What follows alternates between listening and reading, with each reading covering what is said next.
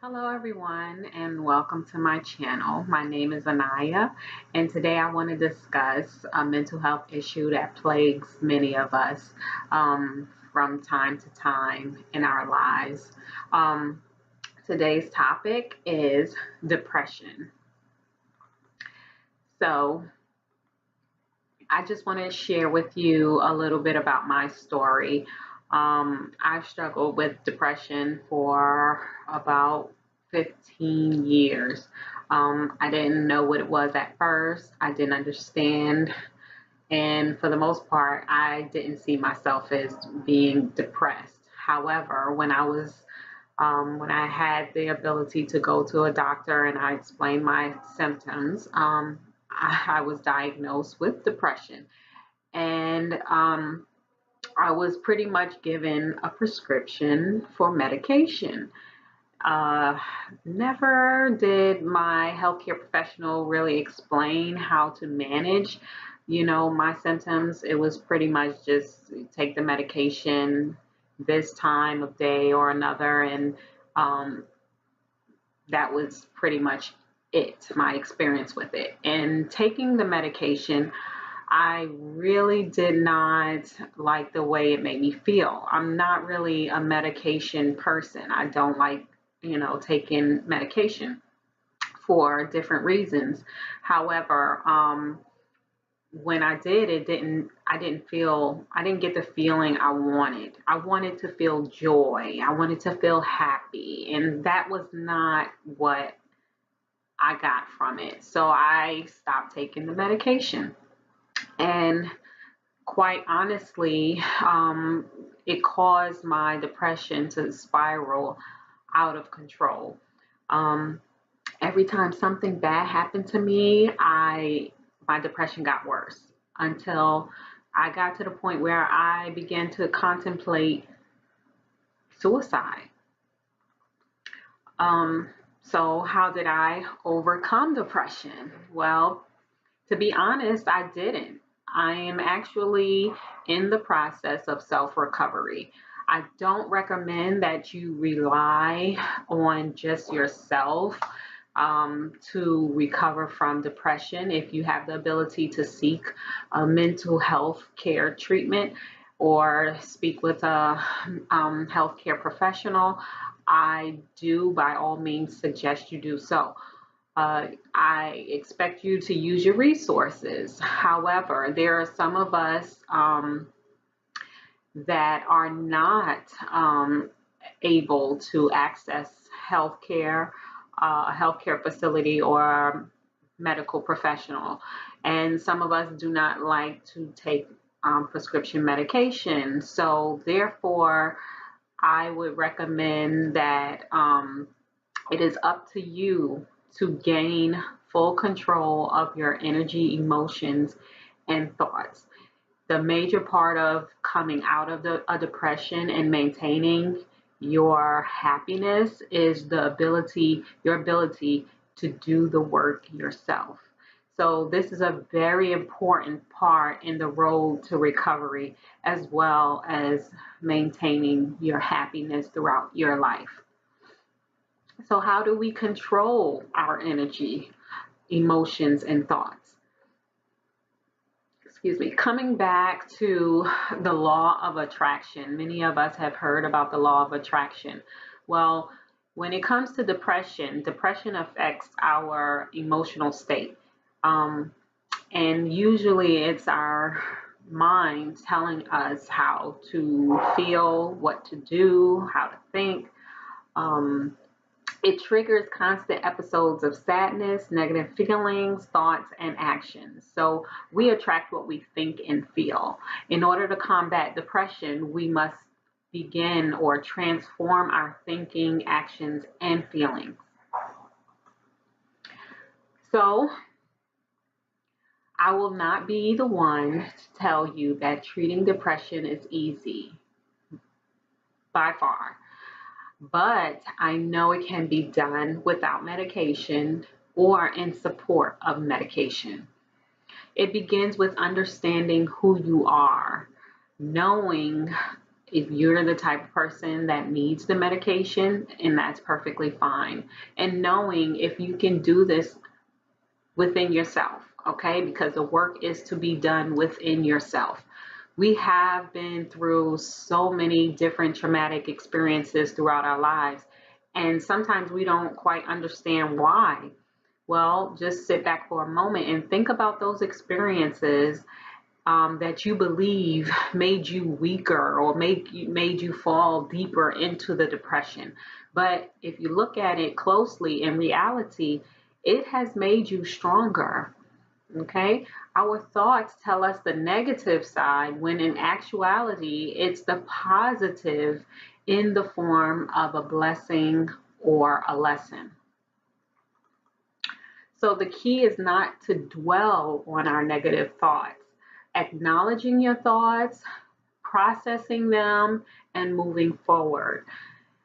Next, I want you to think about those experiences and how they made you feel. Every time, I know for me, every time I didn't get an outcome or it didn't come out the way I expected it to, I reacted some kind of way, and I believed in the same negative talk about why I couldn't succeed. And it was a cycle. So, last but not least, when you begin thinking and feeling negatively, it's not long before you start acting and behaving negatively. Our thoughts are related to our feelings, and our feelings are related to our actions. That's the output. So, when our energy is low, you begin to attract more negativity in your life. And this is the cycle that needs to be broken.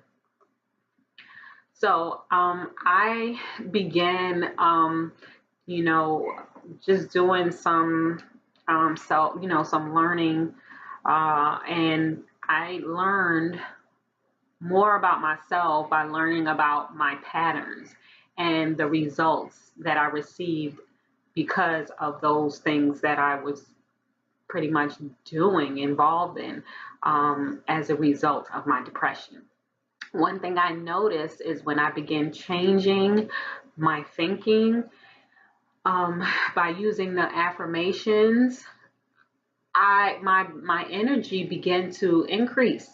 I started feeling good about myself, and my actions began to change in a positive way. Now, this didn't happen overnight, but within a few weeks, I noticed a tremendous difference. It made the most difference in the world.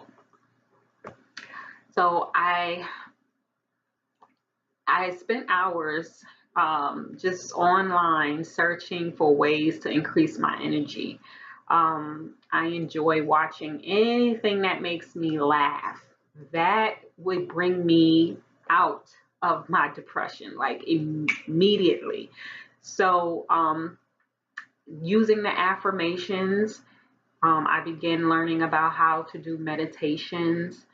Um, and these are the things that I've been practicing day and night. Anything that can change. If I have a negative thought in my mind, I automatically switch it over into something positive. I think of something happy.